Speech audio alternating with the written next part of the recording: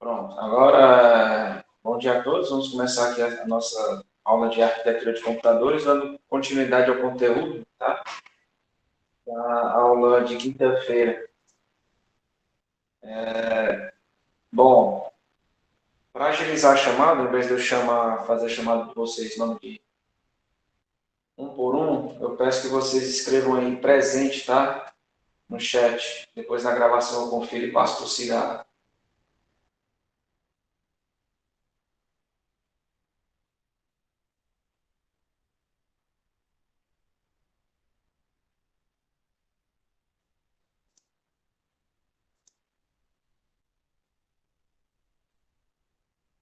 Quem está chegando agora, por favor, por conta da chamada, escreva presente no chat, para que depois eu passo para o cigarro.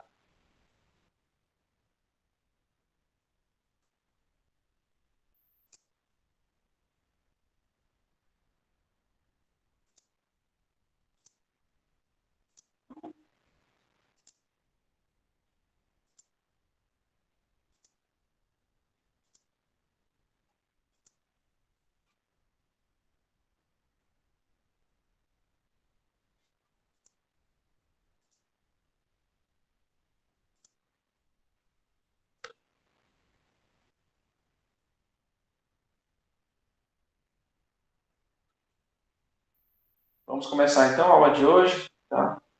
Os slides já estão disponíveis no Cigarra, para quem quiser baixar e acompanhar. Eu enviei uma versão para vocês na lista de discussão, só que eu me enganei e enviei uma versão anterior, tá? Então, a versão que está lá na lista de discussão faltam alguns slides. A versão que está no Cigarra é a versão mais completa, para vocês baixarem.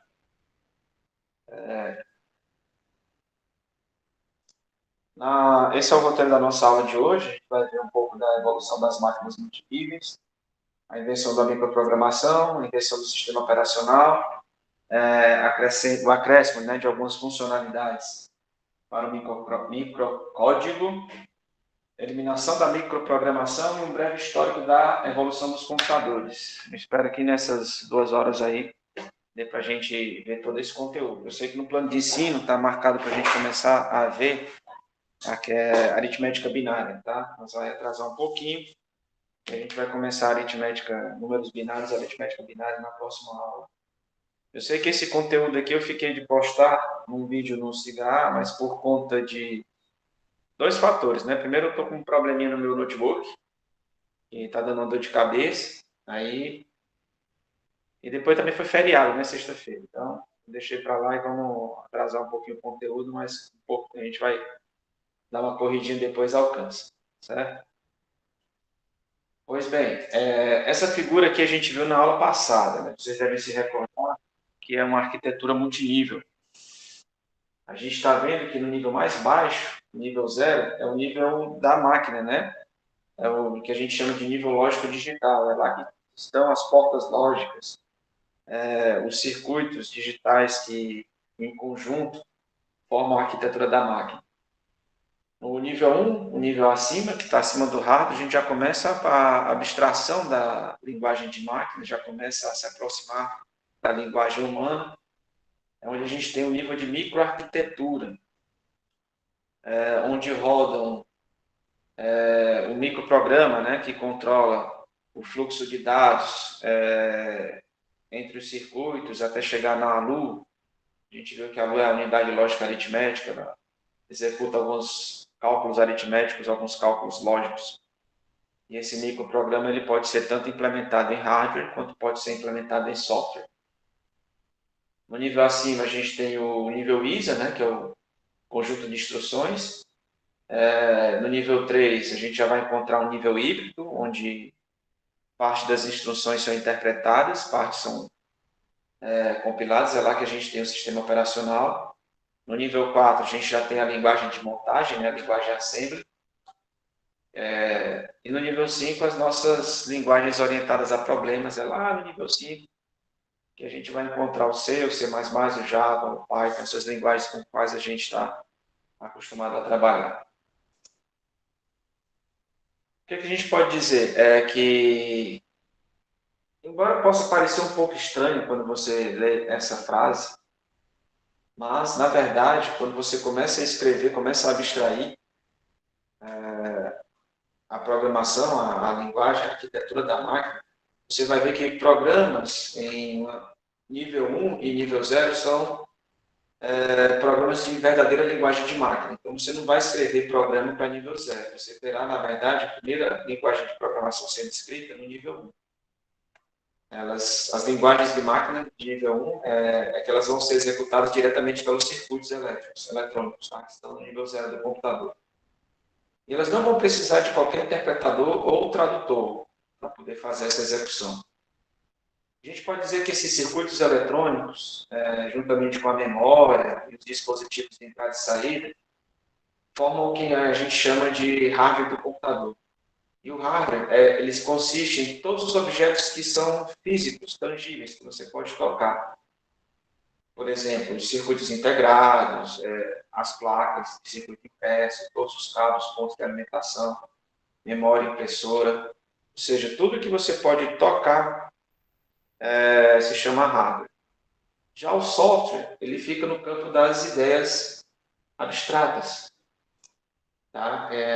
São os algoritmos, são as resoluções, são as soluções que você encontra para determinados problemas. E todo o software ele pode ser armazenado em meio físico. Tá? Eles consistem de quê? De instruções que podem ser guardadas num arquivo, né? Ou seja, os programas podem ser salvos em determinados tipos de arquivos. Esses arquivos podem ser gravados em disco rígido, em CD-ROM ou qualquer outro meio, tá? Mas embora eles estejam armazenados, eles tenham que estar armazenados em algum lugar, porque o software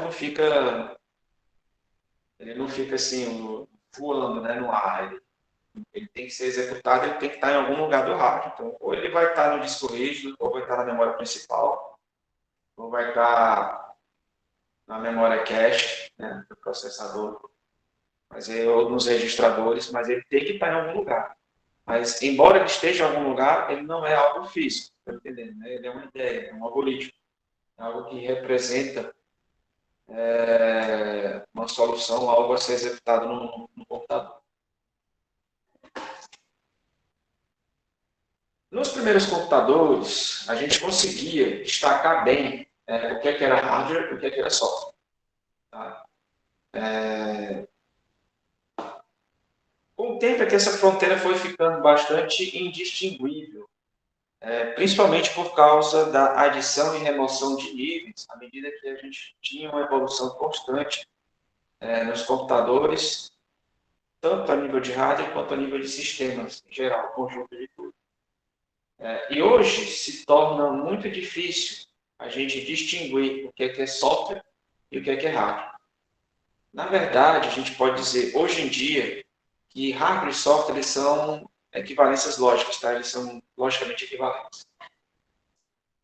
O que é que se quer dizer com isso?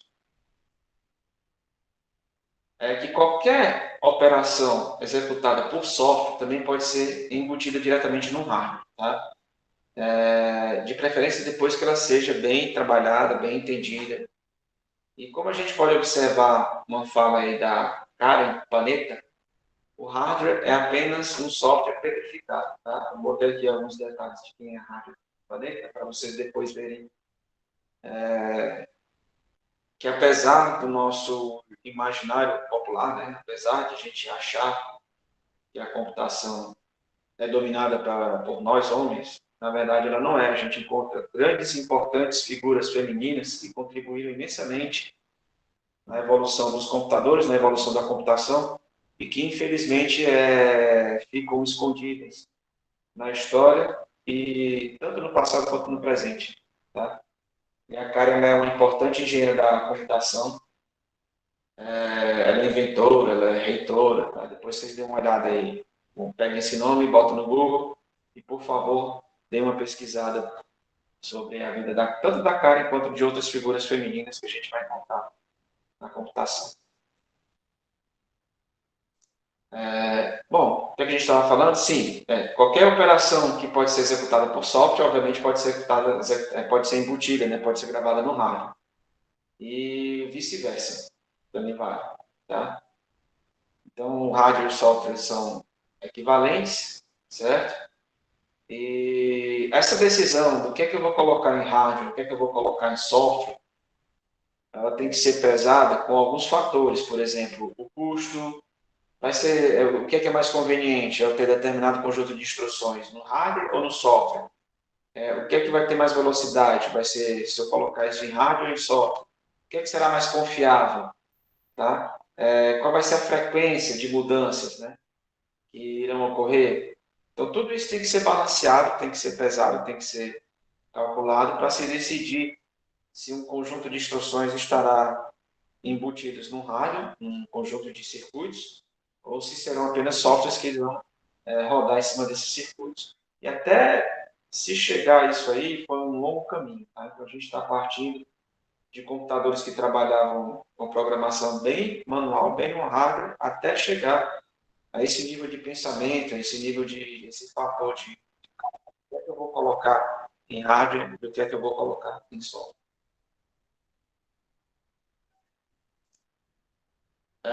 A invenção da microprogramação. Os primeiros computadores que a gente vai encontrar lá na década de 1940, a gente pode dizer que eles só tinham dois níveis. O nível ISA, que é aquele Instruction Set Architecture, né, no qual eram feita toda a programação, e o nível lógico digital. Lembrem-se que o nível lógico digital ele é o mais baixo do hardware, são as portas lógicas. Né? Você não vai ficar mexendo lá nesse nível. Então, o mais provável é que você trabalhasse no nível ISA. Tá? E eram esses dois níveis que executavam esses programas. A gente pode dizer que os circuitos do nível lógico dessa época eles eram muito frágeis, tá? Eles não eram confiáveis, eles queimavam, quebravam com muita facilidade.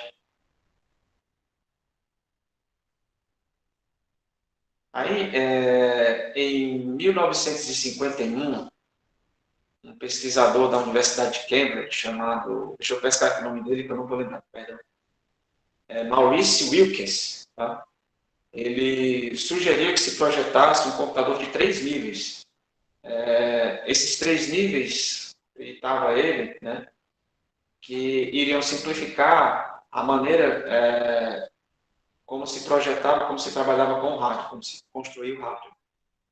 E acreditava também que isso ia reduzir o número de válvulas. Lembre-se que o nível lógico naquela época era feito por válvulas. Essas válvulas não eram muito confiáveis, elas queimavam em quantidade e numa frequência muito grande. Tá?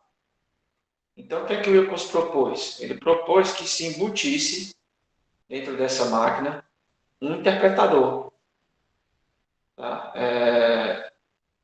Que seria chamado de microprograma. E qual seria a função desse interpretador? Seria justamente a de executar os programas de nível ISA por interpretação. Aí agora o que é que você tem? Você tem que o hardware só teria que se preocupar em executar o microprograma, não se preocuparia mais em executar as instruções do nível ISA. Né? E todos esse conjunto de instruções, né, do microprograma seriam limitados, seriam precisas, tá? E o que é que elas iriam demandar? Iriam demandar um número menor de circuitos eletrônicos. Se eu tenho um número menor de circuitos eletrônicos, eu, obviamente, vou ter um número menor de válvulas e, portanto, um menor número de falhas e uma maior confiabilidade. Tá?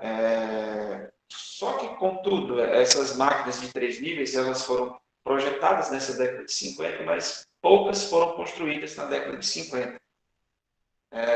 Algumas outras mais foram construídas na década de 60 e o negócio só pegou mesmo, só virou mania mesmo, só abraçou no mercado, tá? Em 1970, né, onde o pessoal começou a trabalhar e eles até chegou a exagerar um pouco nesse nível de microprogramação. A invenção do sistema operacional. Bom, nos primeiros anos, o programador ele tinha que operar a máquina pessoalmente. Tá? Ao lado de cada uma dessas máquinas tinha um quadro branco com uma planilha lá de utilização. Então, o que, é que você tinha que fazer se você fosse um programador nessa época?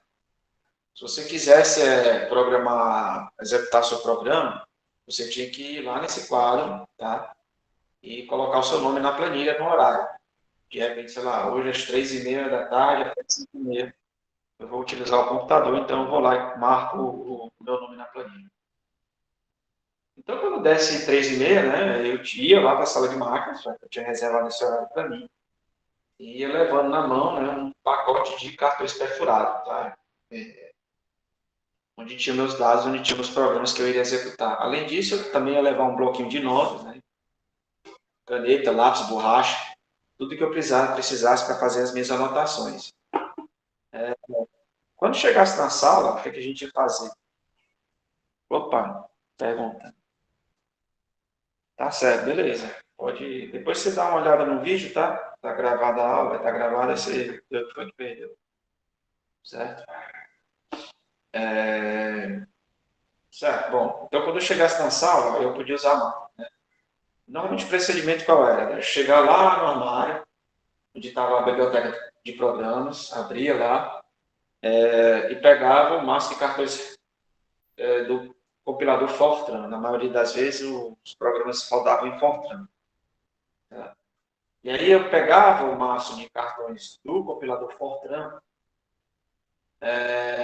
colocava na leitura de cartões e apertava o botão. Então a máquina ia ler, o que a máquina estava fazendo? Estava lendo o compilador Fortran e armazenando esse compilador, carregando na memória. Então o programa, obviamente, não ia rodar diretamente do cartão, ia rodar da memória. É um procedimento similar ao que ela faz hoje em dia, quando lê o compilador, o programa, tá? Lá no disco rígido, e coloca na memória principal. Só que nesse caso, como não existia disco rígido, o disco rígido, entre aspas, era esse maço de cartões perfurados. Aí ela lia esses cartões do compilador e jogava lá na memória principal. Aí o que a gente teria que fazer? Tirava o maço de cartões do compilador Fortran e colocava o maço de cartões com o nosso programa. Então, imagina o trabalho aí, vocês podem imaginar o trabalho que era e o que potencialmente poderia acontecer se um desses cartões estivesse na ordem errada, né? Um horror, um horror. Eu vi duas perguntas aí, mas não deu tempo eu ler. Deixa eu voltar aqui para o chat.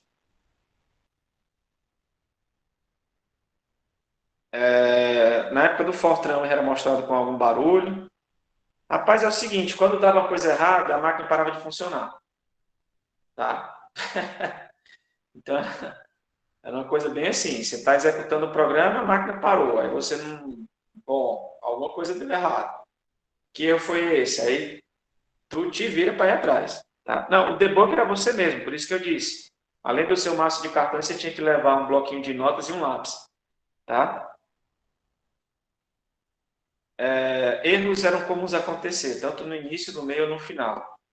Então, o que é que você tinha que fazer? Você tinha que... Como é que era o debug? Era você pegar o seu lápis lá, seu bloco de notas. Bloco de notas nem é o bloquinho de notas programinha do Windows, não, tá? É um caderninho que você vai lá na livraria, na papelaria, compra. Aí pega o seu lápis, pega uma caneta, aí você faz uma... Tenta simular a execução do programa no caderno, sabe? Anotando os dados. Você pode até ir na memória da máquina e pedir para escrever, obviamente ela vai escrever em cartões perfurados, quais são os dados que estão na memória no momento em que ela parou de executar. Tá? E exatamente, a compilação de mesa mesmo. Né? Aí você vê os dados que estão na memória no momento. Aí você tenta rastrear o que foi que deu errado.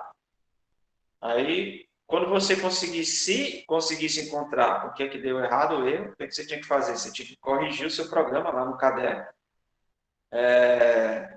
pegar alguns cartões, né, novos, perfurar esses cartões,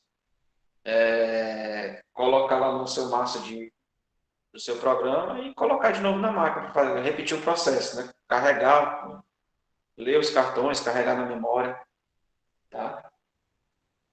E começar tudo de novo. Então, imagina aí o tanto de tempo que se perdia, né? O que é que era caro num computador?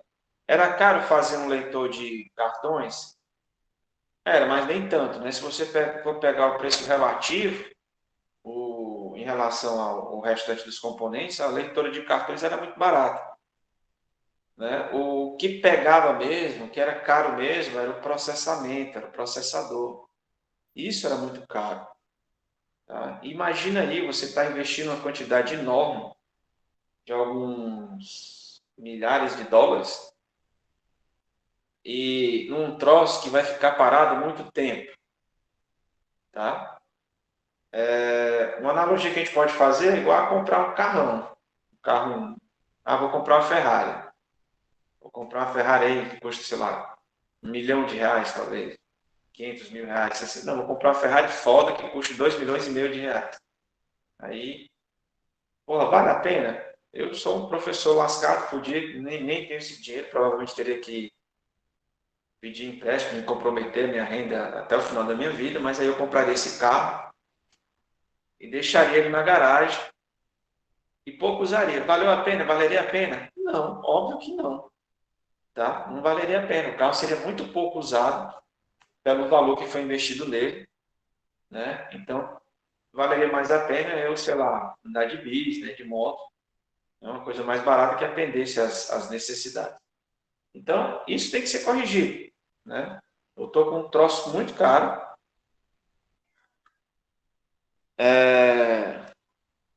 Um troço muito caro. O Fortran está mais para o nível 4.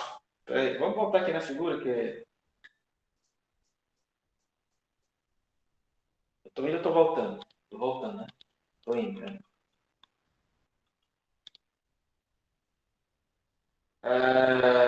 O Fortran, aqui ainda não existia o nível 3 naquela época, tá? Hoje em dia, ele estaria mais para o nível 4, mas naquela época você pode dizer que ela rodava no nível 2, quase chegando no 3. A gente não tinha essa arquitetura como a gente tem hoje em dia, certo? Mas em analogia, ele foi feito para rodar em cima do nível 2 naquela época, tá? Mas a gente não tinha essa arquitetura essas camadas todas naquela época, não. Então a gente estava. É esse aqui, eu acho. Então era isso aí. Eu ia no armário, pegava o compilador Fortran, tudo em cartões, né? Carregava esses cartões do compilador Fortran, depois carregava o meu programa, depois carregava meus dados, apertava um botão lá para iniciar o processamento. Se não houvesse erro, né, o programa era executado e os resultados finais eram gravados, né? A máquina lá perfurava os cartõezinhos com o resultado em cartões, ela perfurava os cartões, tá?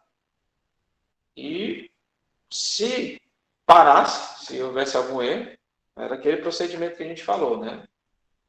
Compilação de meses. Você tinha que ir lá e debugar no seu próprio caderno, lá com lápis, borracha, caneta, para saber que não deu errado. Tá? E esse aí foi o procedimento padrão durante muitos anos, cerca de 10 a 15 anos. E era um procedimento meio braçal, né? Ele forçava com que os programadores tivessem que aprender os pormenores da operação da máquina, né? Como é que ela funcionava nos seus mínimos detalhes, até para poder saber o que fazer quando é que ela parava. E essa parada, a máquina deixar de funcionar, acontecia com frequência. Ainda tinha um agravante, podia ser que ela parasse não por um erro do seu programa, né? Ela podia parar por um defeito de hardware. Isso não era raro de acontecer, não. Isso era bem comum de acontecer, a máquina deixar de funcionar por um erro de hardware. Então, você tinha que conhecer muito bem tanto o seu próprio programa, quanto o próprio compilador Fortran, quanto o próprio funcionamento do hardware, para poder conseguir identificar caso a máquina parasse de funcionar, onde é que estava o erro? Se estava em software ou se estava no hardware. Se estivesse no hardware, você teria que chamar alguém da manutenção.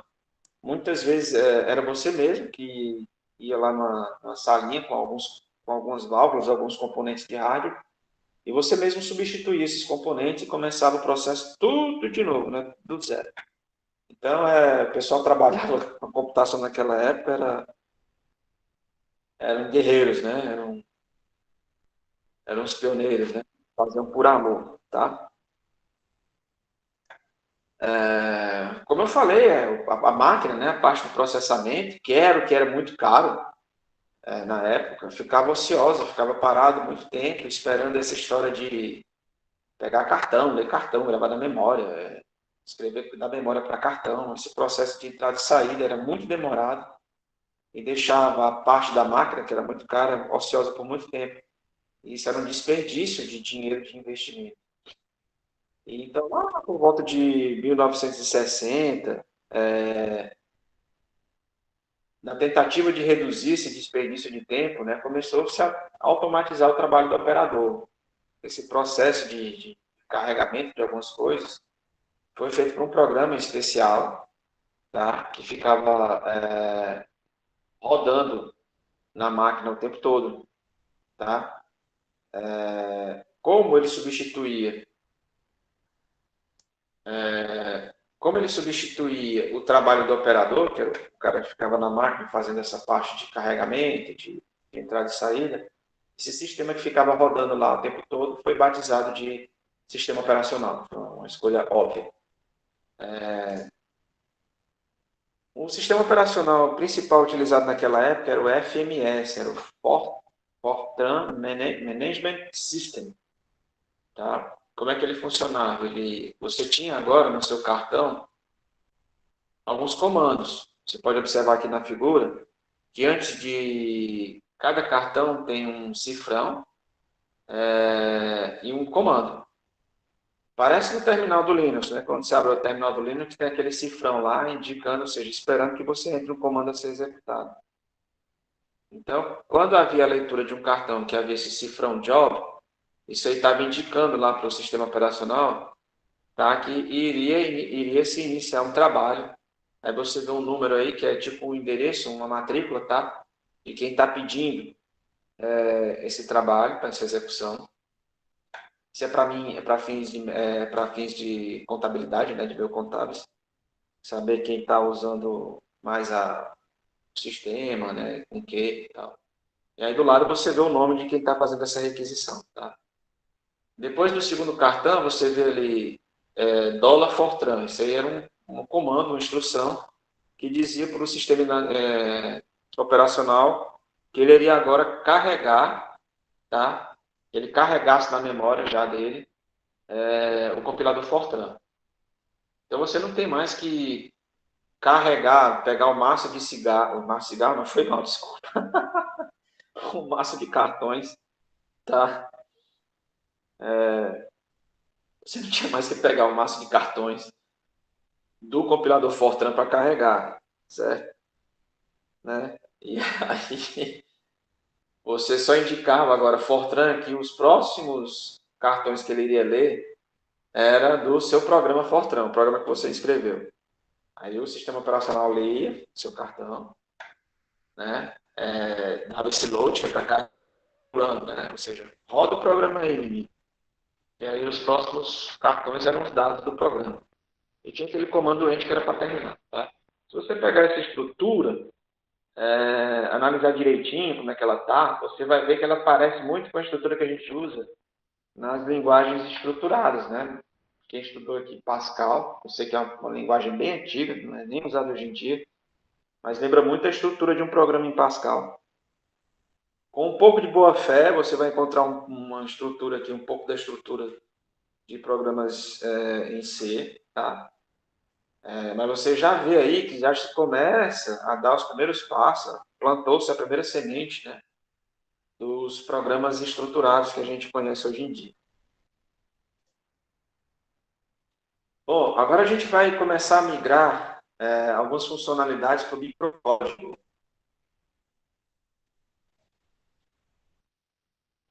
Deixa eu me hidratar aqui um pouco. Bom, lá pela década de 70, 1970, a microprogramação começou a se tornar comum. Todos os projetistas de rádio eles começaram descobriram, abriram os olhos, nossa senhora, que legal, a gente pode, ao invés de, a gente pode melhorar o hardware, a gente pode fazer um hardware melhor, trabalhando com software. Foi assim que eles pensaram, né? Então, começaram a ampliar o microprograma. Vocês lembram que era o ficou difícil, né? Microprograma. Vocês lembram que ele era, né? Ele trabalhava o quê? Executando, né, aquelas instruçõezinhas primitivas, mandando as instruções primitivas lá para a ALU, né? No caminho de dados. Ele fazia esse controle de que instrução que seria executada. E aí você tem um conjunto de instruções que a máquina consegue executar, que é aquela linguagemzinha de máquina. Então, esse controle era feito por quem? Exatamente pelo microprograma, que nessa época, muitas vezes, ele era implementado em rádio. E o que aconteceu? Os projetistas descobriram que podiam incrementar o microprograma, não em rádio, não ampliando o rádio, mas colocando novas instruções em software. Tá? Ou seja, em outras palavras, você podia melhorar, evoluir o hardware, colocando novas instruções, trabalhando novas instruções de máquina, trabalhando somente com programação, trabalhando somente com software. Isso aí levou a uma explosão de conjunto de instrução de máquina. E os projetistas ficavam inventando cada dia mais, todo dia, bolando novas instruções a serem colocadas. Né? O que é que a gente pode dizer? A gente pode dizer que muitas delas não eram essenciais, tá? E todas elas, praticamente, a gente conseguia, usando as instruções antigas, as instruções que já existiam na máquina, e muitas delas eram somente coisas, algumas melhorias, né? Tipo, colocaram uma instrução int de incremento que somava um ao número. Né? Para que uma instrução de incremento se eu já tinha uma instrução de adição, já tinha um ADD, o X? Era só usar o X com o número mais um, né? É de um no número. Então não precisava de uma instrução especial só para incrementar um valor em um. Contudo, o pessoal gostava de usar o incremento porque ele era um pouquinho, conseguiam fazer ele um pouquinho mais rápido do que o X, né? Por isso ela foi inserida como uma instrução no microprograma, no micronúcleo. Alguns exemplos de instruções. Você tinha para multiplicação e divisão de inteiros, para aritmética de ponto flutuante, para chamar um procedimento, sair de um procedimento, para acelerar laços, né, os loops, para manipular cadeias de caracteres. Colocaram também algumas características novas, tá? Por exemplo, para acelerar cálculos que envolvessem vetores, né? Trabalhando com indexação, endereçamento de vetores, que permitisse que programas fossem movidos da memória, depois que começasse a execução, né? Ou seja, facilitar a realocação de memória. Colocaram alguns sistemas de interrupção que avisasse o computador quando a operação de entrada e saída tivesse terminado. Permitir a troca de processos, né? Que estão executando. Estou executando o processo, eu vou para outro, volto para um, vou para outro. Ou seja, permite a comutação de processos. Colocaram também algumas instruções especiais para processar arquivos de áudio, de imagem, de multimídia. Ou seja, são coisas legais, tá? que facilitam a vida, mas não é nada que já não se conseguisse fazer antes com as instruções que já existiam. Tá? Então, começaram a engordar o microprograma, né, o microcódigo. E o que foi que aconteceu? Os microprogramas, eles engordaram tanto, eles ficaram tão chatos, tão cheios, que começou a ficar pesado. O sistema começou a ficar lento, começou a engasgar, começou-se a criar gargalos. E aí percebeu-se que já devia fazer o caminho contrário, já devia começar a eliminar essas instruções extras em software do microprograma e voltar, pegar o que fosse essencial. Não, o que foi inventado aí que era essencial? O que foi que era legal, que a gente mantém? Tais e tais instruções, tais e tais características são bacanas de manter. Então, que tal colocar isso no hardware? Aí alguns iam para o hardware. Não, mas algumas não foram para o hardware porque tornaria o hardware um pouco caro. Então, ficaram no software. Algumas eram legais, mas podiam ser removidas porque podiam ser feitas da maneira antiga. Então, foi fazendo essa lapidação, o sistema foi sendo, o microprograma foi sendo lapidado, tá? E aí fez o caminho contrário de começar a retirar essas instruções da microprogramação do software e voltar para o hardware. Assim, o que aconteceu é que as máquinas começaram a ficar mais rápidas, tá? E a gente vê que, em certo sentido, fechou-se um ciclo, né? Que começou lá com Wilkins, inventando a microprogramação, e agora fechou-se voltando ao que era antes. Alguns processadores modernos ainda contam, tá, com microprogramação, ela não foi extinta, e essa microprogramação ainda é usada para traduzir essas instruções de nível ISA, né, para no rádio, tá? Mas por que todo esse falatório? Por que todo esse blá blá blá? É para a gente ver que a fronteira entre o hardware e o software é arbitrária. Ela não é fixa. Ela vai mudando constantemente, à medida da necessidade econômica, né, estratégica. O que é hoje é hardware pode ser software amanhã, o que é software amanhã pode virar hardware e vice-versa. Vamos para um pouco de história.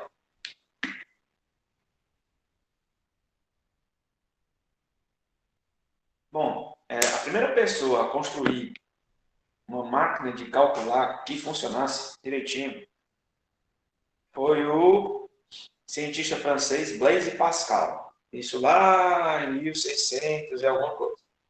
Tá? Tem uma linguagem Pascal que foi batizada com esse nome, em homenagem a ele. E alguns anos atrás, uns 20, 30 anos atrás, era a linguagem padrão, né? Que se encontrava nos cursos de computação na cadeira de FUP. Então, se vocês fossem uns 20, 30 anos mais velhos e fossem fazer computação ou engenharia de software na cadeira de FUP, vocês não estariam vendo C, estariam vendo Pascal, muito provavelmente.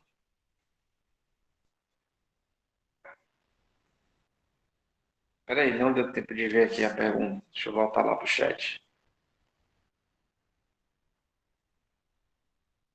Acabei de te falar, Rafael, essas instruções tipo de incremento, tá? De alocação de comutação de processos, né? Parte dessas instruções foram mantidas, algumas delas foram mantidas em hardware, a parte de comutação de processos é um exemplo, tá? Outras foram mantidas em software e outras foram simplesmente descartadas mesmo, porque não havia necessidade de mantê-las. Tá? Essa parte de alocação, de memória, essas coisas. Bom, então vamos voltar aqui para a máquina de Pascal, tá? Se vocês tivessem feito o curso de vocês há uns 25, 30 anos atrás, vocês teriam estudado Pascal em FUP. Seria até um exercício interessante para vocês baixar um compilador Pascal. Eu não sei se ainda existe, mas no meu tempo, bem antigamente, quando eu fiz faculdade, a gente usava o Free Pascal, tá? Então, só a título mesmo de curiosidade, baixem um compilador, vejam uma documentação rápida de como é que são feitas as coisas, como é que é feito um programa, e mexam um pouquinho nele, executem, só para ter uma ideia de como é que ele é, essa linguagem Pascal, tá? Bom, então voltando aqui para a calculadora de Pascal, chamada La Pascaline, né? Era totalmente mecânico, tá? Também em 1600 não existia eletricidade, né? Não existia eletrônica, tinha que ser mecânico. Era uma máquina operada à mão, você vê isso, movimentando, tá? E era uma calculadora de mão, uma calculadora que fazia as continhas, somar, subtrair. E o Blaise Pascal, ele construiu essa máquina com 19 anos de idade, tá? Ele só tinha 19 anos e ele fez justamente para ajudar o pai de você. Não, o pai dele, né? E aí,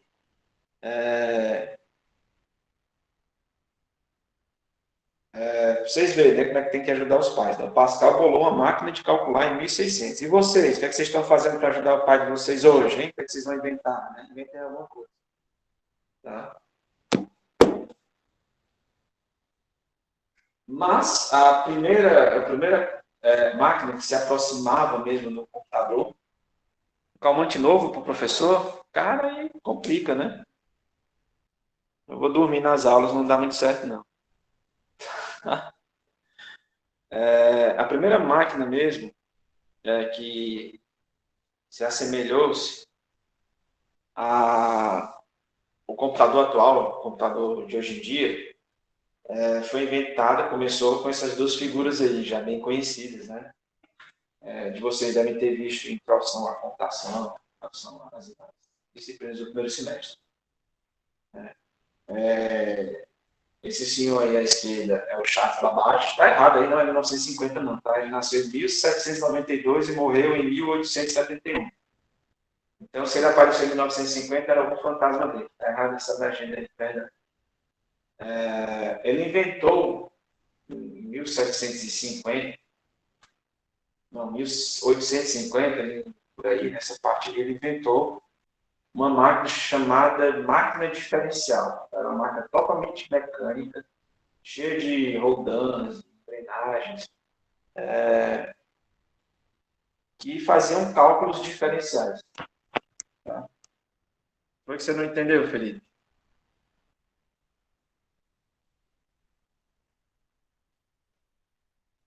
Ele está reclamando que não entendeu alguma coisa. Foi, Felipe?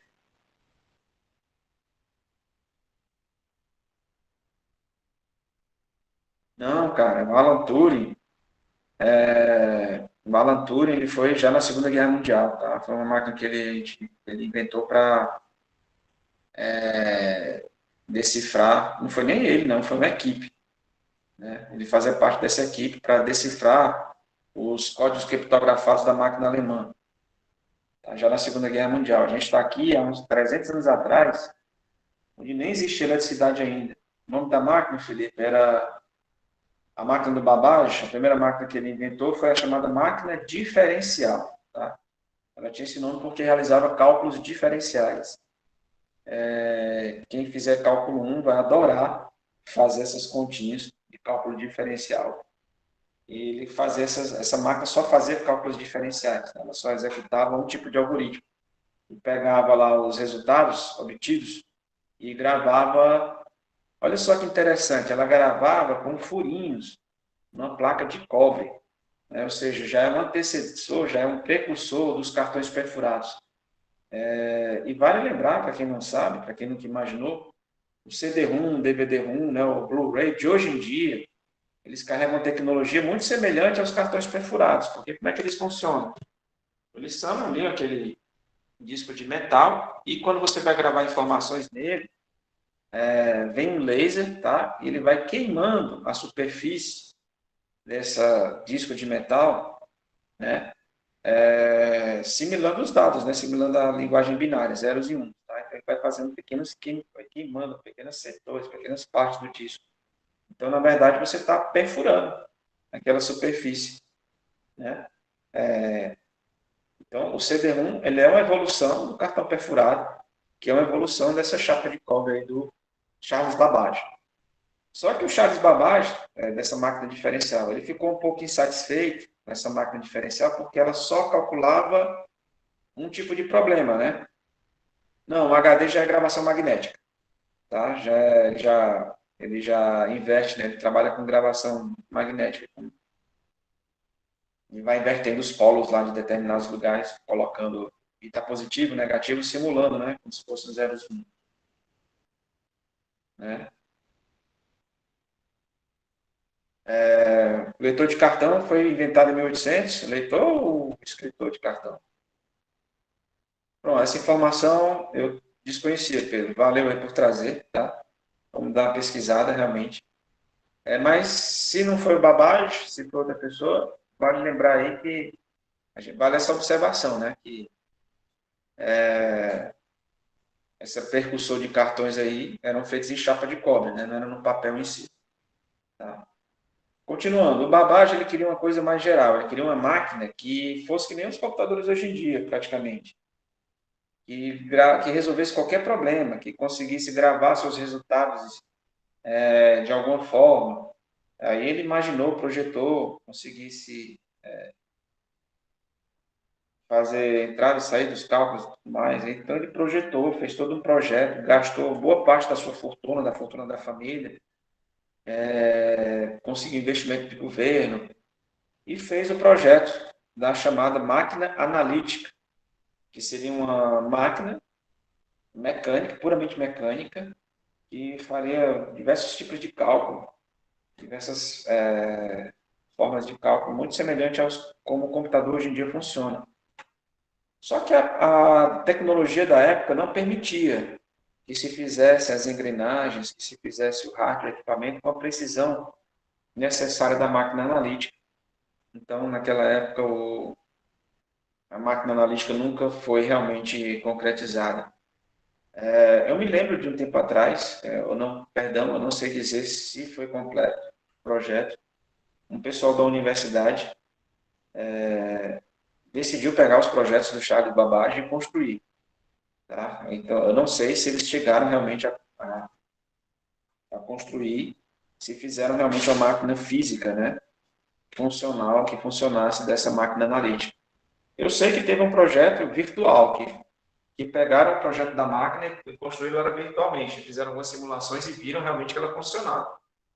Mas eu não posso aqui chegar e dizer que construíram realmente uma máquina física. Né? Eu sei que alguns protótipos, alguns projetos estão guardados em museus por aí afora. Seria bom quem tiver curiosidade de ir atrás se esse projeto foi concretizado ou não. Essa figurinha da direita aí, a Ada Lovelace, né? Essa senhorita Lovelace, a precursora da programação. Aconteceu o seguinte, o Charles Babbage ele percebeu que a máquina analítica dele não ia funcionar sozinha, que ela precisaria de alguma coisa que ainda não existia na época, né? Que controlasse, e não fosse uma pessoa, que controlasse o funcionamento da máquina, que gerenciasse o funcionamento da máquina. E ele era muito amigo da Ada Lovelace, tá? E ela não tem esse nome, certo? Depois a gente fala um pouquinho da história dela. Ela era grande fã do trabalho do Charles Babbage. Ela estudou a máquina analítica. Ela era uma matemática fabulosa, tá? Muito inteligente, uma gênia da matemática. E ela, conversando com o Charles, ela já tinha conhecimento da máquina diferencial, ela já tinha estudado a máquina diferencial, ela escreveu um livro sobre a máquina diferencial. Já já eu digo o porquê desse nome, tá? A gente dá um breve histórico dela. Então ela mantinha muito contato com o Charles Babbage e ele pediu para ela que ela criasse algo que conversasse com a máquina analítica e fizesse ela funcionar. Então ela estudou os projetos do Charles, passou anos conversando com ele, estudando o projeto da máquina analítica e bolou um software. Ela escreveu, escrito mesmo, né? Um software que rodaria e controlaria, né, a máquina analítica. E nasceu a primeira linguagem, primeiro software, a primeira linguagem de programação, que não é a linguagem ADA, tá? A linguagem ADA é recente. Então a gente diz com certeza que a Ada Lovelace foi a primeira programadora, na verdade, o primeiro ser humano a programar na história da humanidade. Tá? A linguagem Ada foi batizada, obviamente, o nome dela, em homenagem a ela, o nome dela, que não era Ada Lovelace, né? O nome dela era Ada Augusta Byron King. Ela era a condessa de Lovelace. Tá? Ela era filha do poeta Lord Byron. Os dois não mantiveram um relacionamento adequado de pai e filha, porque ele abandonou a esposa, ele abandonou a filha quando ela tinha um mês de nascida, né? Nasceu um mêsinho de idade. Ele abandonou a esposa e saiu da Inglaterra e foi para os Estados Unidos. A Ada ela nasceu na Inglaterra. Tá? E estudou matemáticas, muito por incentivo da mãe. A mãe queria que a filha fosse um pouco mais... Queria que a filha fosse mais independente, fosse à frente do seu tempo. Então, ela incentivou muito esse lado matemático da Ada e queria até que a Ada mantivesse distância do pai e dos assuntos do pai, né? Então, ela trabalhou muito esse lado da filha. E ela casou-se aos 20 anos de idade com um Lord King, né? Chamado William King, e que posteriormente foi nomeado Conde de Lovelace, por isso que ela se tornou a Condessa de Lovelace, e daí ela ser conhecida hoje em dia como Ada Lovelace. Infelizmente, ela morreu jovem, morreu aos 36 anos de idade, de câncer de útero, né? Uma doença que naquela época não se tinha conhecimento que era. E ela foi tratada, obviamente, não foi tratada com os meios adequados, né? Foi tratada com sangria, com coisas, com procedimentos que só pioraram a situação da coitada.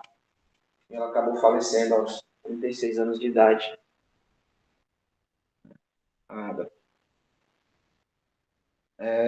Bom, ele mal sabia a filha que tinha e não tinha o menor interesse, né, o Lord Byron.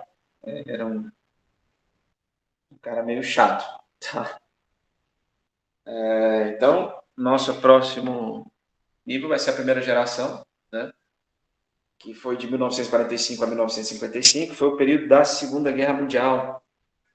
Tá? Se há algo de bom se pode tirar da Segunda Guerra Mundial, é óbvio que é uma coisa que ninguém deseja, uma guerra nesse nível, matou muita gente, destruiu muita coisa, arruinou muitas famílias, foi uma coisa terrível, mas se há algo de bom que se pode se extrair da Segunda Guerra Mundial, foi a criação, né, dessas máquinas que evoluíram para os computadores atuais. A gente tem vários exemplos aí, como o Anastasia Bell, o Z3, o Colossus, o Mark I, o ENIAC. Eram máquinas enormes, tá, que usavam válvulas, eram lentas, demoravam alguns segundos para realizar o cálculo mais simples. Tá? E era o único grupo que projetava, construía, programava, operava e fazia a manutenção da máquina. Não havia linguagem de programação, não havia sistemas operacionais, e tudo era feito na unha, na mão, né? Trocando cabo, botando cabo, trocando circuito, tirando uma chapa de circuito, colocando outro, ligando switch, desligando switch, era tudo muito hardware mesmo. E aí vem a curiosidade, que nessa época, a maioria, computador na verdade não era o nome da máquina, computador era o nome da pessoa que trabalhava lá com a máquina. Eram as pessoas que faziam computação, que eram pessoas que faziam cálculo. E aí vem uma curiosidade, a imensa maioria dessas pessoas que trabalhavam com computador eram mulheres. Tá? Então, a gente pode dizer que a computação era um campo, uma área predominantemente feminina, até por volta da década de metade da década de 70, início da década de 80. Eu vou até deixar um exercício para vocês, tentar investigar, estudar um pouquinho de por que isso aconteceu, né? De por que era um campo tão feminino, era uma área tão feminina, repleta de mulheres, se você for ver o histórico de como o homem chegou na Lua, né? A viagem para a Lua, os sistemas computacionais, tanto hardware e software, se você for ver quem desenvolveu, quem projetou, você vai ver o nome de um monte de mulheres envolvidas. Tá? Então, as mulheres elas formaram realmente a base do crescimento e evolução da computação, mas alguma coisa aconteceu que elas praticamente foram tiradas da história. E hoje em dia, de uns tempos para cá, é que vem ocorrendo esse resgate, né? De colocar de volta essas mulheres nos holofotes, da gente lembrar que elas existiram, lembrar da contribuição delas e fazer com que a computação não seja um ambiente tão masculino como tem sido da década de 80 para cá. Já a segunda geração, em 1955, alguém perguntou do Alan Turing, né? O Alan Turing trabalhou na primeira geração. Ele trabalhou no projeto do Colossus, que foi um projeto do governo inglês. Existia na Alemanha uma máquina chamada Enigma, que era uma máquina, parecia uma máquina de escrever, só que ela tinha um mecanismo dentro, tá? Tudo que você digitar, vocês sabem que é uma máquina de escrever, né? Pelo amor de Deus. Se não sabe, dá um Google aí, né? Que é uma máquina de escrever. Tá? Parece um computador, só que você tira o monitor e deixa só o teclado. E ela só escreve, ela não faz programa, não. Tá? E ao invés de escrever numa tela, você escreve numa folha de papel. Como é que funcionava o Enigma? Ela tinha umas engrenagens dentro, não existia software no Enigma, era puramente mecânico, mas ela tinha umas engrenagens dentro que ela mudava a mensagem que você escrevia, entende? Então, ela ia trocando a letra de lugar, eu digitava um A, ao invés de sair um A, saía, sei lá, um T, um Y, né? Ou seja, criptografava a mensagem. Decifrar a mensagem criptografada, naquela época já daria um trabalho danado, né? Juntou-se várias pessoas, vários matemáticos, vários especialistas na área de criptografia, e eles conseguiam descobrir a chave, ao chegar perto de descobrir a chave de criptografia, levavam alguns meses, algum tempo. Né? E aí tinha um agravante. O Enigma ele não funcionava de forma constante, ou seja, ele tinha um comando, uma chavezinha especial que se inseria, que mudava a forma como a criptografia era feita. Isso era feito todo santo dia.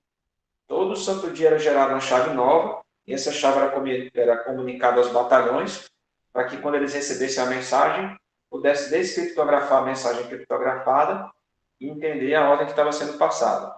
Ou seja, se hoje eu digitasse um A e sairia um T, amanhã, dependendo da chave, podia sair um S, por exemplo.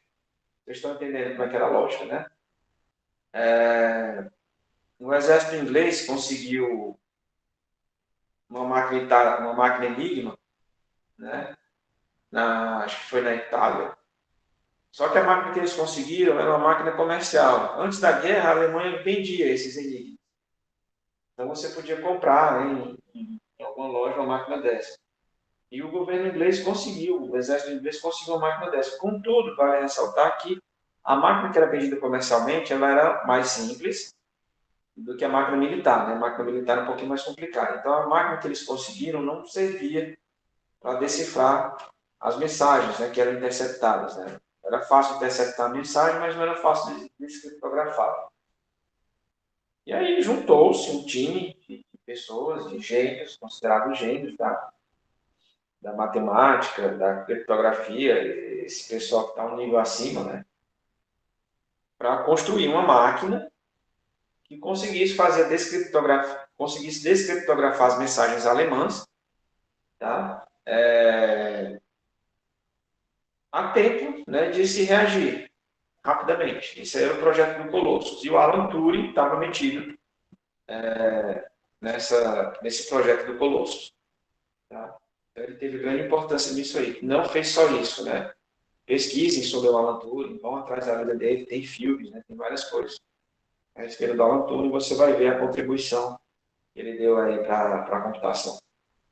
Tá? Infelizmente, ele cometeu suicídio, né? Por conta do seguinte, ele era homossexual, e naquela época ser homossexual na Inglaterra era crime, e ele foi condenado, como era crime, ele foi condenado a fazer um tratamento para deixar de ser homossexual. A mentalidade da época era essa, né? Achava-se possível que a pessoa fizesse um determinado tratamento e deixasse de ser homossexual. E o tratamento consistia dele tomar, periodicamente, injeções de hormônio feminino. Né? Achava-se na época que se o cara tinha tendências homossexuais, ele tomasse hormônio feminino, ele iria deixar de ser homossexual. Eu não consigo entender que lógica de pensamento é esse, né? Se fosse o contrário, não. O cara é homossexual porque tem pouco hormônio masculino. Vamos dar hormônio masculino para ele. Talvez houvesse alguma lógica nesse pensamento. Não estou dizendo que esse pensamento é certo, tá? Fique claro. Não creio que a orientação sexual tenha a ver com hormônio. Mas era o que se acreditava na época. Então, o que fizeram com o coitado da Alan Turing? Fizeram, ele foi condenado, isso foi uma condenação judicial, tá? Ele foi condenado a tomar hormônio feminino para deixar de ser homossexual, um tratamento que se tinha que ser feito. E aconteceu o que com ele? Ele começou a desenvolver seios, ele afinou a voz, ele começou a ter traços femininos, ele começou a desenvolver traços femininos, e não era o que ele queria. tá? Não, uma pessoa ser homossexual, não necessariamente essa pessoa quer ser mulher, né? Não necessariamente ela quer ser feminina. Um sujeito ele pode ser bem masculino, ter traços masculinos, ter um comportamento bem masculino e ainda assim ser homossexual, gostar, né, de outros homens. E foi o que aconteceu com a Natura. Ele entrou em depressão, ele não suportou o que estava acontecendo com ele, e não aceitava essa condição dele, acabou que ele se matou. Né? Reza a lenda que ele injetou veneno na maçã e mordeu a maçã, comeu a maçã e aí morreu. E daí é que vem o símbolo da Apple, né, ser uma maçã mordida, justamente por conta da história do Alan Turing. E ela é uma maçã mordida prateada hoje em dia, né, mas na época que ela surgiu, na década de 70, ela era uma maçã mordida, mas ela era coloridinha, né, aquele arco-íris. Justamente em homenagem ao Alan Turing. Bom, deixando um pouco dessa. Vamos para nesses detalhes mais particulares, vamos para o mais geral, né, da segunda geração. O que essa geração, essa segunda geração trouxe de novidade? Tiraram as válvulas, que eram componentes que queimavam com muita facilidade, que quebravam com uma frequência muito alta, e trocou-se as válvulas por transistores, que eram mecanismos muito menores, muito pequenininhos, infinitamente mais baratos do que uma válvula, tá? E o que eles tinham de mais baratos, eles eram mais confiáveis. Então agora os computadores podiam ser comprados e vendidos. Eles baratearam o preço, ficaram mais baratos e já podiam ser vendidos porque quem ia comprar tinha mais confiança de que estava comprando uma máquina que não ia quebrar com tanta frequência, né? Não ia quebrar com tanta frequência. Então já podia comercializar. Não, cara, a Branca de Neve foi muito antes, né? Foi muito antes. É... Me perdi um pouco aqui. Sim, pronto. Como é que essas máquinas funcionavam? Tá? Eram máquinas grandes, de grande porte. Elas ficavam numa sala, era uma sala especialmente preparada para elas. Tá? Eram máquinas chamadas de mainframe. E aí começou-se a se separar as funções. Quando antes, na primeira geração, você tinha uma pessoa que fazia tudo, né? Que era projetista, programador, que era construtor, operador, fazia manutenção, nessa segunda geração começou-se a especializar o pessoal que trabalhava com a máquina. Tá? Já tinha um cara que era projetista, já tinha um que era o construtor, já tinha um que ia trabalhar como operador, já tinha um programador e já tinha essa separação. E as principais linguagens de programação dessa época, foram o Fortran e o Assembly. Lembra que eu falei que o caro era o processamento, que se perdia muito tempo fazendo entrada e saída? Nessa geração, nessa segunda geração, o pessoal tentou minimizar o problema, essa ociosidade da máquina, trabalhando com três máquinas. Tá? A IBM inventou uma máquina chamada 1401, que ela era muito boa em fazer leitor de cartões. Ela lia esses cartões e gravava as informações em uma fita magnética. E o contrário também, né? Pegar essas informações de uma fita magnética e gravar num cartão, perfurar um cartão. Ela era ótima nesse processo. Mas ela era péssima para fazer cálculo. Ela era péssima para fazer conta. A máquina boa de fazer conta era a 7094, que é aquela máquina do meio. Então, era normal você ter três máquinas, né? Ter uma 1401 para entrada, uma 1401 para saída e a 7094 para ficar fazendo processamento. E aí você tinha sempre o processamento ocupado.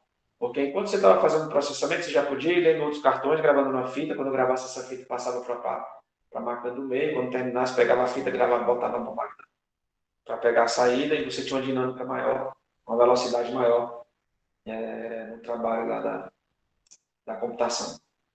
Já a terceira geração surgiu em 1965, até meados de 1980. Foi aí que surgiram circuitos integrados. Você ter chips gravados, né, soldados na própria placa. Tá? E aí, como a gente já falou anteriormente, isso começou a crescer, começou a ganha muita força a microprogramação, tá? E a multiprogramação, você ter vários programas, vários processos rodando. Começou a surgir a ideia, antes dessa terceira geração, você tinha uma máquina para cada tarefa que você ia fazer. Então, se você construía computadores, você tinha preocupação de, para cada coisinha que você, cada tarefa que exigisse um computador, você ia construir um computador para aquela tarefa. E as máquinas, as arquiteturas eram bem diferentes. Ou seja, o que rodava numa máquina não rodava na outra. Se eu tinha um sistema para uma máquina, esse sistema não ia funcionar na outra. E nessa época da terceira geração, a IBM, principalmente, investiu muito nisso. Que tal eu fazer uma máquina de propósito geral? Ela inventou esse IBM 360, que era uma máquina, ela teria várias versões, quase como o Xbox, né? Tem o Series S e tem o Series X. Tá? Ou seja, com poderes computacionais diferentes, com propósitos diferentes, mas que o sistema, o software que ia rodar nessa família de máquinas, supostamente seria o mesmo. Ou seja, se eu construir um software para uma máquina mais robusta, ele iria rodar numa máquina mais simples, embora rodasse mais lento, né? E vice-versa, né? Fazendo analogia aqui ao Xbox, se eu construísse um software para o Xbox Series X, ele rodaria no Series S, obviamente com certas limitações. E o contrário também, se eu fizesse um programa para o Series S, ele rodaria tranquilo no Series X. Com o uso de circuitos integrados, né, gravados na chapa, na própria placa, o preço caiu muito, caiu drasticamente, tá? E proporcionou uma variação maior de equipamentos de rádio, proporcionou uma venda maior, que o mercado começasse a crescer, começou a crescer muito, e surgiram várias técnicas novas, né, como a multiprogramação, o spooling e o time sharing. O que é multiprogramação? Quando eu tiver uma tarefa que está executando uma operação de entrada e saída, eu posso executar outra tarefa. Tá? Ou seja, eu não preciso ficar esperando que uma entrada e saída seja executado para poder começar um outro processo. A partir daí, eu podia ter mais de uma tarefa, mais de um programa, mais de um processo rodando na memória. Eu comecei a ter uma memória compartilhada com diversos programas, diversos processos. O spooling é o Simultaneous Peripheral Operation Online. Isso significa que sempre que uma tarefa era encerrada, terminou a tarefa, né? Eu podia carregar outra. Tá? E o time sharing é quando eu podia manter vários usuários diferentes operando a máquina. Ou seja, eu tinha um mainframe, que era uma máquina maior, que fazia todo o processamento, ela ficava numa sala climatizada, projetada especialmente para esse mainframe, e aí eu ligava alguns terminais a esse mainframe. O que são terminais? São máquinas de processamento menor, que não tem tanto poder de processamento quanto o mainframe, mas elas servem para fazer a interação do operador, do programador com o mainframe, ou seja, vai servir como um mecanismo de interação, de entrada e saída. Tá? Então, você tem vários terminais, várias máquinas de poder de processamento bem menor, espalhadas, e aí o programador está lá, enquanto ele está digitando um texto, está digitando um programa que vai compilar, que vai rodar, o mainframe pode se ocupar processando outras coisas, outras tarefas de outros programadores que mandaram executar. Isso era interessante, que você podia ter muita gente, sei lá, 20 pessoas trabalhando ao mesmo tempo. Tá? Sim, sim, sim, foi criada a comunicação. Na verdade, foi mais popularizada, né? Porque a comunicação já existia. Né? Mas tornou-se com mais frequência você ter uma comunicação online. Né? Então, se você tem 20 programadores, eles não vão rodar e compilar e rodar o programa ao mesmo tempo, né? No mesmo segundo. Não. Desses 20 programadores, sei lá, 6 vão estar digitando o programa, outros 6 vão estar pensando, meu Deus, o que é que eu vou fazer agora? Né? Uns 2 ou 3, sei lá, podem estar debugando, 1 ou 2 podem estar executando o programa. Então, enquanto uns programadores estão fazendo alguma coisa, o outro pode estar tomando café, né? Você tem tempo, você permite que o mainframe, o processamento, fique sempre sendo utilizado, porque alguém vai estar utilizando.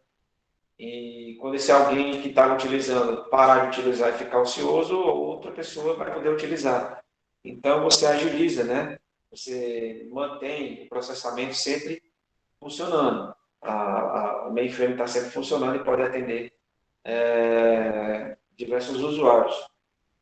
É o que a gente pode dizer que acontece hoje em dia quando você trabalha na nuvem, né? Na minha geração, eu posso fazer um paralelo aqui, a gente não trabalhava com a nuvem, porque a internet era muito, muito lenta, era cara e não era acessível a todos. Não era todo mundo que podia ter acesso à internet. Só os burgueses safados. Tá? Mas existia a internet, era muito lenta. Era lenta demais. Pra você ter uma ideia, era coisa de... eu acho que a maioria de vocês deve ter internet aí de 100 MB. Vou chutar aqui. Né? Contratou aí a internet... Olha aí, burguês aí, 200 MB. Tá? Olha aí, cara, 200 MB, eu estou ultrapassado. Tá bom, a maioria de vocês deve ter 200 MB. Para você ter uma ideia, no meu tempo, a internet era de 16K. Tá? Vocês sabem a diferença entre K para mega, né? Então faça aí uma... Como é que era o sofrimento, né? Você tem uma internet de 16K. Então, não dava para trabalhar online, não dava. Você tinha muitos softwares, muita coisa que trabalhava... Que mega? Oh, mega surgiu muitos anos depois. Surgiu praticamente 10 anos depois, foi que subiu para um mega. A gente trabalhou com 16K por muito tempo, e quando passou para 32K foi uma festa. Nossa, 32K, caramba, isso aqui é velocidade. Uhul! E, então, a maioria dos nossos softwares eles eram offline, eles eram no desktop. Né? Você trabalhava, você tinha o compilador, você comprava, baixava, instalava e usava offline. Você fazia toda a programação offline. Trabalhava no computador, não sei o que, não sei o que, tudo mais. Então, a máquina era bom que se você fosse trabalhar com computação, tivesse uma máquinazinha parruda, né? Baixar jogo de 200 GB, no meu tempo, nem pensar. Nem pensar, nem pensar. Baixava um MP3 de 2 MB em uma semana. E olhe lá, né? Era torcendo para a conexão não cair e começar tudo de novo. Bom, voltando ao que eu estava falando. Então, os nossos softwares, eles eram offline, tá? Tinha que ter uma máquina boa para poder você escrever o programa, compilar, debugar, até você chegar na versão final. Hoje em dia, eu não tenho percebido mais isso. Eu estou vendo que a geração de vocês já não usa mais nem o compilador offline, né? Não baixa mais nem o compilador. Entra no Firefox, vai lá no site que tem em algum lugar, e o site vai dividir a tela em dois. De um lado, você vai digitando o programa em C, aí aperta um botãozinho lá no Firefox mesmo, ali na interface da, do site lá que você está vendo, e do outro lado você tem um terminalzinho, né, pretinho, que mostra a saída do programa, ou seja, a computação não está sendo mais feita na sua máquina, né, ela está sendo feita em algum servidor, que pode estar lá no deserto do Alabama, né, pode estar lá no meio da montanha, lá do Nepal, você não sabe onde é que está esse servidor, e o processamento não está mais sendo feito na sua máquina. Então, não há mais necessidade, por exemplo, de você ter uma máquina muito boa, com muita memória para fazer todo o processamento, embora vocês gostem de máquinas, né, com 16 GB de RAM, para poder jogar Minecraft no talo, né, eu sei. Tá? Mas não há necessidade, tanto é que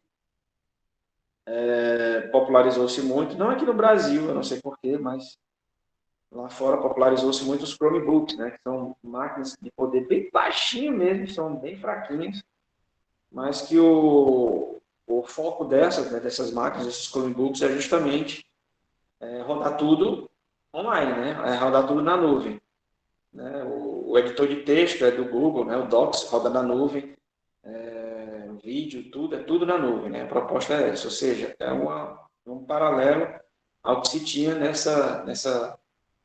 nesse tempo, né, dos mainframes e dos terminais board. Né? Conseguiram entender, né? Eu enrolei um pouco aqui, me enrolei um pouquinho, mas eu acho que eu consegui passar a mensagem. Acho que deu para entender. Aí veio também a construção do MULTIX, que é o Multiplexed Information and Computer Service, pelo MIT, Bell Labs e General Electric. Qual era a ideia? Era justamente essa, da nuvem, tá? Que eu acabei de explicar. É você ter um computadorzão parrudo, central, colocar ele no centro da cidade, vamos colocar lá na Praça do Estudante. Fazer um prédio enorme só para colocar esse computador lá. E ninguém na cidade vai precisar ter computador. Todo mundo vai ter um terminalzinho em casa. Né? Chromebook em casa. E a gente vai fazer tudo online. Vai ser tudo na nuvem. Essa era a proposta do Multics. Era uma ideia legal, era uma ideia massa, show de bola, só que de difícil implementação pelo custo e pela tecnologia da época que não atendia, né, as necessidades. Mas, contudo, vendeu bem, alguns órgãos governamentais, alguns bancos, né, alguns compraram e foram clientes fiéis ao Multics. Né? Pra você ter uma ideia, o último Multics foi desativado, eu acho que está com uns 10 anos só. E só foi desativado por falta de manutenção, né? Foi abandonado, o projeto foi abandonado, não tinha mais atualização, não tinha mais manutenção, não tinha mais quem mexesse com ele, ele acabou por ser desativado. Mas era um povo bem fiel, os clientes do Multics. Tanto é que tem um site ainda na internet que é o Multicians, que traz várias curiosidades históricas, vários detalhes desse sistema.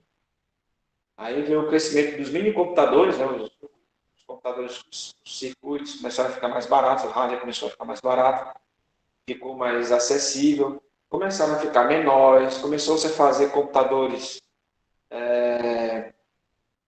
como é que eu posso dizer, mais humildes e atendessem a necessidades mais humildes. Né? Por exemplo, eu não preciso ter um Colossus se eu não vou usar todo o potencial do Colossus, se eu vou usar uma coisa mais básica. Então, eu poderia ter um computador mais básico. E aí começou a surgir a DEC, né, com PDP-1, PDP-7, PDP-8, nessa época. Né? Verdade, quando chegar a internet de petabytes, né, o pessoal vai dizer, no meu tempo, meu filho, a minha internet era 200 mega. Você tem ideia do que é isso? Aí os menininhos vão ficar, oh... O Ken Thompson, por exemplo, é um cientista da Bell Labs, ele trabalhou no projeto do Multics, ele pegou um PDP-7 da DEC, escreveu uma versão do Multics. Usando esse PDP-7, ele queria um Multics bem mais, bem menos robusto, que fosse mais comerciável, tá? E foi através desse experimento dele que surgiu o sistema Unix. E o Unix deu origem ao Linux, que deu origem ao Android, que está aí rodando no celular de vocês hoje. Tá? Vamos para a quarta geração, que surgiu em 1980. Já existiam circuitos integrados, só que agora nós temos os circuitos integrados em larga escala. Isso quer dizer que são circuitos integrados, mas são bem pequenininhos, já não dá mais para ver a olho nu, né? Você precisa de um microscópio, alguma coisa para você conseguir enxergar esse circuito integrado. E os circuitos integrados em larga escala permitiram que você colocasse uma quantidade muito grande de componentes numa área bem pequenininha. E aí foi nessa época que surgiu a lei de Moore, que não é uma lei, é apenas uma observação empírica, tá? E ela diz o quê? Ela diz que na mesma área de circuito que você tem, a quantidade de componentes na mesma área, ela dobra a cada 18 meses. Se ela dobra a cada 18 meses, quer dizer que a cada 18 meses você vai ter o dobro de poder computacional, não só de processamento, mas de processamento, memória, tudo que envolve, né, poder computacional. Óbvio que essa lei não é uma lei válida, não é uma lei da natureza, não é uma lei que vai valer para sempre, né? Em algum dado momento, em algum momento, você vai ter um componente que não vai poder ser menor do que o que ele é.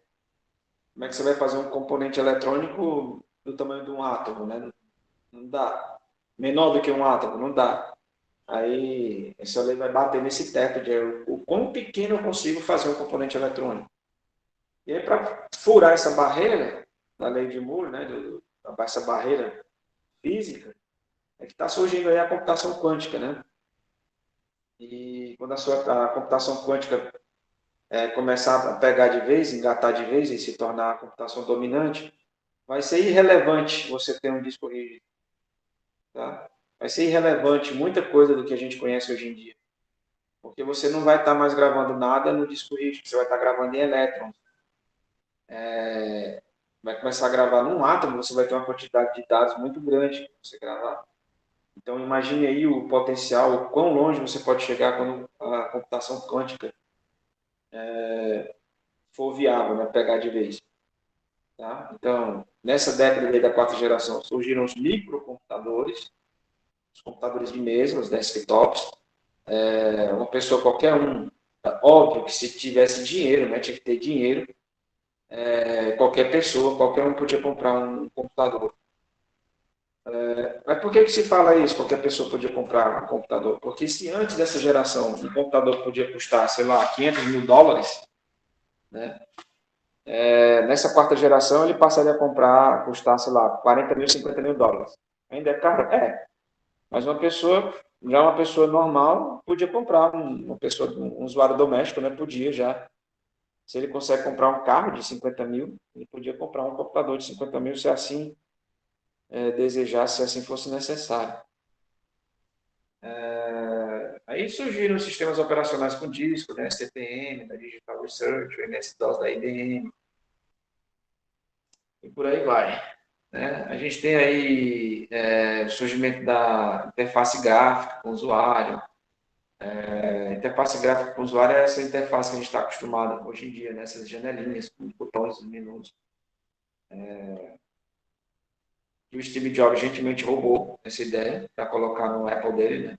No Macintosh, e depois, retribuindo a gentileza do Steve Jobs, o Bill Gates foi lá e roubou do Steve Jobs e colocou no Windows. Né? E foi assim. O próprio Steve Jobs disse, né? Os grandes inventores copiam, os melhores inventores, eles roubam. E foi assim que ele roubou um monte de coisa. O mouse também foi um roubo dele, né? Para chegar nos sistemas que a gente conhece hoje em dia. Então, sistemas computacionais, sistemas operacionais, tudo que se usa hoje em dia vem dessa época aí. A quinta geração são os dispositivos móveis, né? São os smartphones, são os tablets. O primeiro telefone móvel surgiu em 1946, ele era do tamanho de uma mesa e pesava 40 quilos. Não é bem móvel, né, a palavra, né? Você não podia botar ele nas costas e sair carregando. Você tinha que botar na mala de um carro, na caçamba de uma picape. Mas era móvel, não ficava fixo nunca. Né? Você podia levar ele para um lado para o outro. O primeiro telefone móvel mesmo foi inventado em 1970. Ele já pesava 1 quilo, né? Não sei se vocês assistem aqueles filmes da Guerra do Vietnã.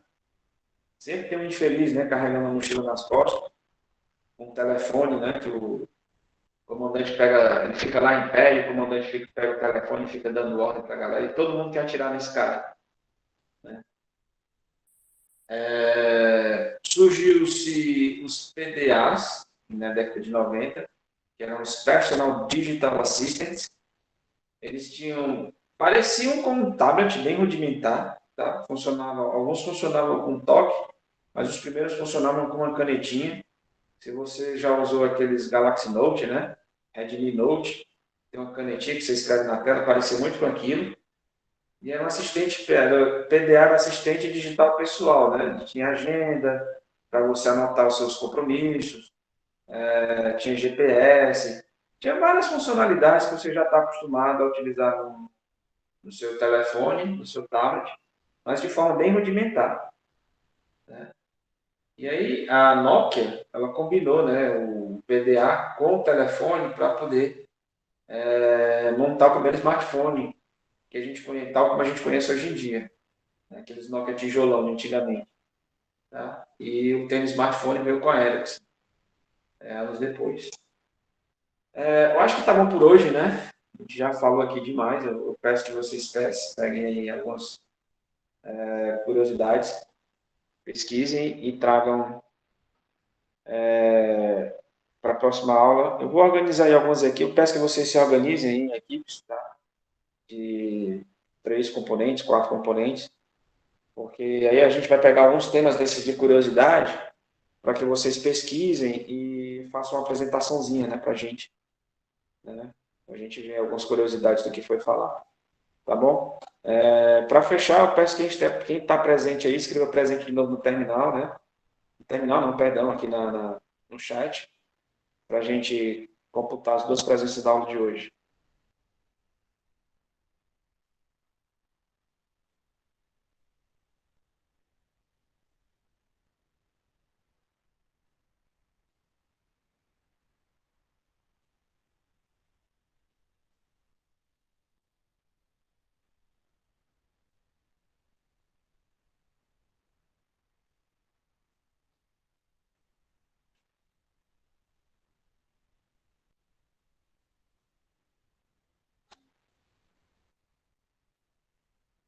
Não, Alessandro, no seu caso em particular, vou ver com mais atenção, tá? Só organize aí, quem não quiser fazer aqui, pode fazer sozinho, tá bom? Pois tá, pessoal, valeu, um grande abraço a todo mundo, a gente se vê na quinta-feira. Até mais.